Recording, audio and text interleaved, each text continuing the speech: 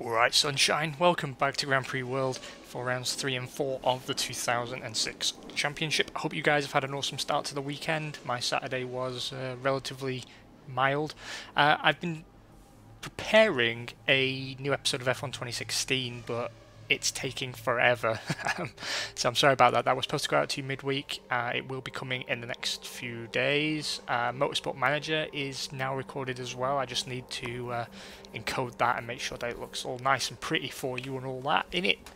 Other than that, last time out we started pretty freaking strongly actually. Both our drivers now tie for first position in the Drivers' Championship, 14 points apiece. We seem to still have the same problem that we've always had historically, and that is that in qualifying we just don't seem to be on the boil. But nevertheless, let's not underestimate our abilities here. I noticed that we're in our final season with Pedro Diniz, which means we need to sort that out pretty freaking quickly.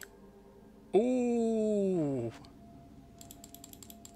Ooh, that was a stupid mistake, wasn't it? Shit. Shit, how did I do that? I'm such a twat. Oh, god damn it. And there are genuinely no good drivers available. Oh, that is specialist. That really is specialist. Oh, what a muppet I am. Alright, it seems Pedro Diniz will not be seeing out his career with arrows, because I'm a twat. Okay, in that case, we will pick up John Fellows, since that was always our intention anyway. 2-season deal. We'll make him a number 2 driver. Oh, fine, be fucking picky, we'll come back for him. Never mind, we've got Alexander Wurz to spearhead the team. The American guy's not going to get a promotion. I feel really stupid, guys. I'm so sorry. I just tried to get back into recording these after the Christmas break and I wasn't paying attention, and it seems that at some point Sauber just stole Pedro Diniz from us. That really sucks because that's going to impact our budget pretty heavily next year as well.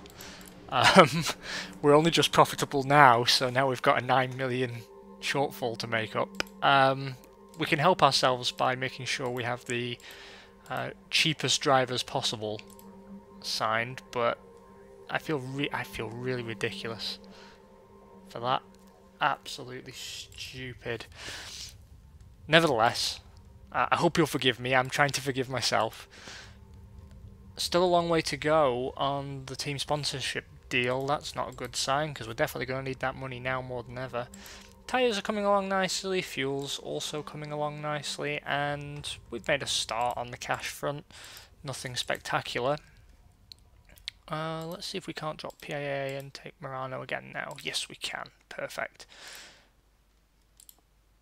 We'll run a quick testaroo because that is the correct procedure. We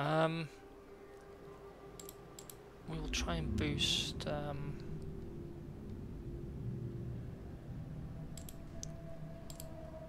engine and fuel and tyre testing, I think. Apologies if I sound a little bit out of it today. It's been a long one. It's been full of like domestic stuff, you know, grocery shopping and cooking dinner and vacuuming the apartment and stuff.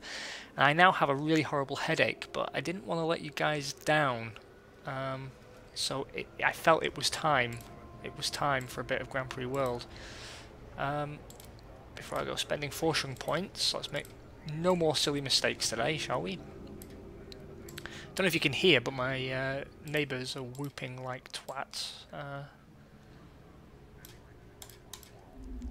have to say, I'm astonished. As long as I've been doing this, they've been pretty consistently noisy, like really badly noisy. And it never seems to come through on the recording, which is kind of good, kind of bad, because you might start thinking that I'm completely mental and I'm just imagining it all. But they are real, I promise. I know you're probably thinking, he doesn't even live in an apartment, it's just voices in his head, but no, for real. They are real people. And a shower of bastards to the last man. on the engine front, let's... what's the best way to go about this? We'll tackle the heat issue a little bit more, I think.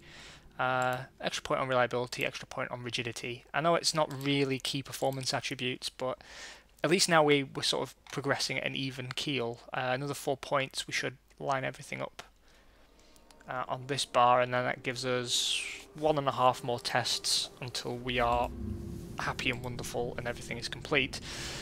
I am going to bring a new specification of hard compound or wet. And we'll go hard compound. I've got a feeling I might regret that, but at least it plugs in nicely. That means we're probably starting to favour Deniz there, which might be a bad idea, given that we now know he's leaving us. But, you know, he's been with us a long time. He's put a lot of money into the team, a hell of a lot of money into the team. We're into this, yeah, I mean, somewhere between 70 and 80 million. I'm too tired to brain right now, but he's put a lot of money into the team, so I think the least we can do is send him on his way with another championship if we're at all able. Make sure we part ways happily. I know all of you are going to be really annoyed about the fact that we've let him slip through our fingers like that. And if you're as fraction annoyed at me as I'm annoyed at myself, then I do apologise. Let's make sure everything's nice and repaired. I'm going to throw some more spare parts onto the pile. Still not feeling especially confident in our profitability, but spare parts have to be invested in. That's not really optional. Our test program we're going to cut back fairly dramatically. I now sort of feel like I want to start stockpiling a little bit of cash to make up for the shortfall in the Deniz dollars. Oh god, I'm really annoyed about that. Let me see if there's any other drivers that are realistically... Dario Loretti, 32, Italian, absolutely terrible, but he does bring 13.4 million. We'll bring him on as a number 2 driver, and then we can still take Fellows as our test driver. I mean, I'd take someone else, but we'll see who we've got.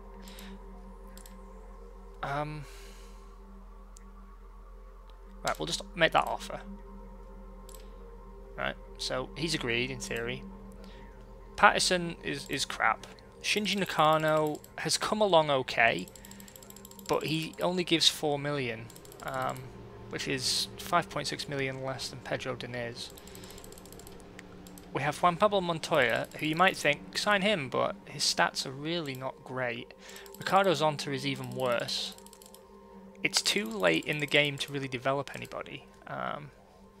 Patrick Rainbow also has terrible stats and terrible morale. Alessandro Marini has had 5 seasons in F1 and only his concentration and weather performance have improved at all. John Fellows, I mean, if he had those stats as a 25-year-old, you'd think he's got potential. And I know Loretti is 32 years old, but 13.4 million is a lot of cashola. I mean, we could try for Shinji Nakano. 2 seasons, joint number 1. How's that? Okay, we can sign Nakano. See, the thing is, there's a voice in my head now saying that the sensible thing to do here is to take the 13.4 million. But the other voice in my head is saying, well, that's what you'd normally do at this point. You become a 1-driver team, you become a 1-car team. We'd throw all our resources behind Wurtz, and we'd just have a plod-along second driver, and we'd rely on Wurtz to win the championship single-handedly. Nakano at least is competent. It makes me think that if I'm trying to be a little bit more aggressive in how I go about competing in this game, it's probably better to take Nakano and give up on that 13.4 million, but it's just a lot of money to turn down. Let's hire Nakano. Next season is the final season of Alexander Wurtz's contract. Gotta make sure he doesn't fucking escape as well. Darren Patterson, no chance. I wonder if we can get Loretti to pay that money for a test drive seat. That would be good. Do you know, I'm gonna ask him again the next Grand Prix. I just want to see if it's possible. I don't think it is, but I'd love it if it was. We are ready to go a racing, I believe. Still not messing with how the guys push or don't push, I suppose. We will be pressing onwards and upwards with development on the cars, so let's make sure that we have everything in place that we should have. Get those new intermediate tyres out, which are hopefully going to pay for themselves eventually. Just making sure there's nothing else I need to add to the cars. No more stupid mistakes today. Let's smush it. Apparently I didn't confirm the setup of the car, so still making stupid mistakes despite my promise not to. 18 degrees and dry for the Argentine Grand Prix qualification session. Deniz on the hards. It doesn't have the new specification yet, but both guys are running the new intermediates, so if the weather changes, we got you covered, bro. Eddie Irvine takes a surprising pole position actually from McLaren, 125.459. Good to see McLaren back on form after a few years in the doldrums. Mika Hakkinen lines up second behind his teammate on a 125.778. Not too far down the road, Alexander Wurz takes third, 125.789. Giancarlo Fisichella splits the arrows in his Ferrari, 125.886. Pedro Diniz takes fifth, and David Coulthard lines up sixth in the second Ferrari. So, we're still seeing actually that Bridgestone seem to be the performance tyre this season, and we are by far the dominant Goodyear team, but that's okay. 21 degrees, cloudy, very slack wind. We will make sure everyone's on fresh rubber as ever, and we will do a 36-36 split with Pedders.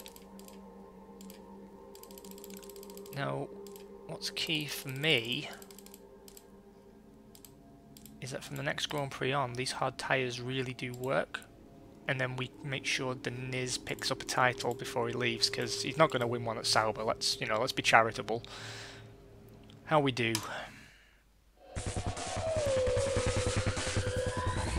1-2s continue to elude us. Pedro Diniz, though, taking the win at 148.42929.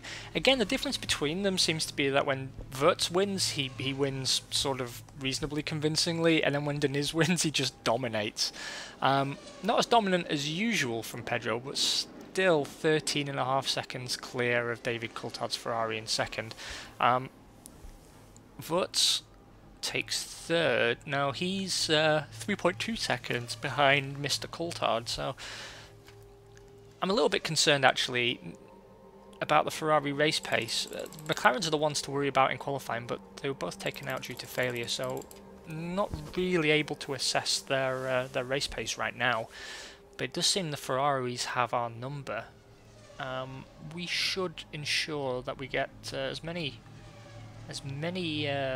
new aero packages out this season as possible, because it looks like it's going to be quite a... I know we're in a strong position, but it looks like it's going to be a tighter run this season than perhaps I'd anticipated. Although we did lap everyone up to and including the final point scorer, which was Juan Pablo Montoya in his Jordan. Pedro Diniz takes sole ownership of first position in the Drivers' Championship, 24 points to Alexander Wurz's 18. David Coulthard weeps into his Iron Brew with 13. Over in the Constructors' Championship, yeah, it's a dominant start, but I don't think it really reflects the on-track performance differential. Arrows sit atop the pile, 42 points to Ferrari's 19. A minuscule profit between Grand Prix, absolutely minuscule. Our wage budget seems to be rather high, And we now need to take steps to bring all this under control.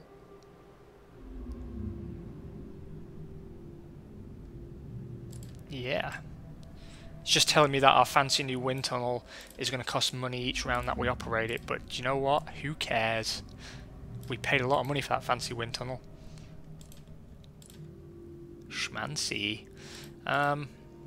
Still going to work on reliability rather than performance. You've got to finish to get the points, haven't you? Let's take a look at the sponsorship situation, see if we've been poached. I'm going to drop the success card on the Murano deal. It's a 2-season deal for 30 million. We need that cash now more than ever. Work steal in place with Goodyear. Thanks, boys. The work steal is still in progress for Mobile 1, but I think we'll pull it off. I might just drop my TV deal on that, actually. And we're close to getting PIAA retained for another year. I'm going to keep Goodyear on the invite list for our parties, simply because we want those sweet bonuses. I'm a little unsure how to proceed now, because we are running into a bit of a financial roadblock. The overall operational cost of the team is particularly high, and our test program is not cheap. And it makes me think that we should trim it back already. See, the problem is I don't want to fall behind in the development race, but I think we have to take the hit.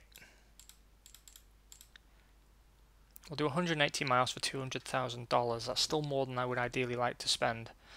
We will finish Forschung testing completely. I might cancel fuel testing this round as well, and increase the numbers of mechanics to get more data out of the same mileage. We will split the race drivers like this, and we'll do the opposite almost with Patterson. I still don't like spending that money, but we still got full of everything that we needed, just because it's really important to make sure we stay in the sharp end of things if we want to retain our titles. I'm going to get a new wet weather specification, just so we haven't wasted testing. And there are no new race fuel specifications for this Grand Prix. We're not going to build any spare parts because we already stocked up, and we're going to see if we can't balance on a 2-race cycle. So what we want is ideally to be profitable in every Grand Prix, but the even-numbered Grand Prix should generate a larger profit than the odd-numbered Grand Prix, because we use the odd-numbered Grand Prix preparation time to stock up on spare parts and build little extra bits here and there, and hopefully we can balance it out between races. It's very similar to a tactic you'll see some Minardi players use, which is they will try and develop the team super quickly by being in debt massively in one Grand Prix and then coming out of debt just the next Grand Prix, and they basically live in the team's overdraft, if you will. Driver negotiations. Come on, sign. Damon Hill would sign. Such a jerk. Testing is all done. New spec of everything ordered. We have signed the deals that we're capable of signing. How about we wrap up this episode, because I am not in a good place with my brain, and that means this probably isn't the most watchable episode I've ever put out. Let's split things like that, shall we? You know, just for fun, just because you know we can. Yeah, I thought that was the case. I accidentally screwed Pedro Diniz there. Not actually. That would upset the sponsors, but are we good? I think we're good. Right then, off to Imola. No idea how we're going to perform here. I'm still not entirely confident about our chances for qualification. Race pace, though, is still what matters to us most. It's where we've always been strongest, and it's the best place to be strong, if we're honest. 26 degrees and cloudy for qualification. Do your magic. God damn. Okay, Eddie Irvine takes another pole position, second in a row, 125.776 for McLaren. Teammate Mika Hakkinen takes second on a 125.802. Again, relatively small gap, but still too big for my liking. Puts Alexander Wurz third in the arrows. Both Ferraris separate the arrows now. Fisichella leading Coulthard. Excuse me. And Pedro Diniz will start sixth. Not hugely off the pace of pole, actually. 4 tenths, give or take, 5 tenths. But still, it's too big a gap. And I know he's on a hard compound of tyre, but it doesn't make me particularly happy. 22 degrees and dry with a slack wind for race day. We'll have to make sure that one-stop strategy, we get the most out of that one-stop strategy with Pedro. He'll be on a 31-31 split, which should be well within the limits of the tyres, which should allow him to push. Not that we really have direct control over that by simulating the race, but, you know, needs as must. Right, boys. Ooh, that's not good. Failure to finish for both drivers. Suspension failure taking out Pedro Diniz, and an unknown failure took out Alexander Wurz. He was the first to stop running, actually. That's unfortunate. So the win on this occasion goes to Eddie Irvine's McLaren. Pole to win. Nice job, Eddie.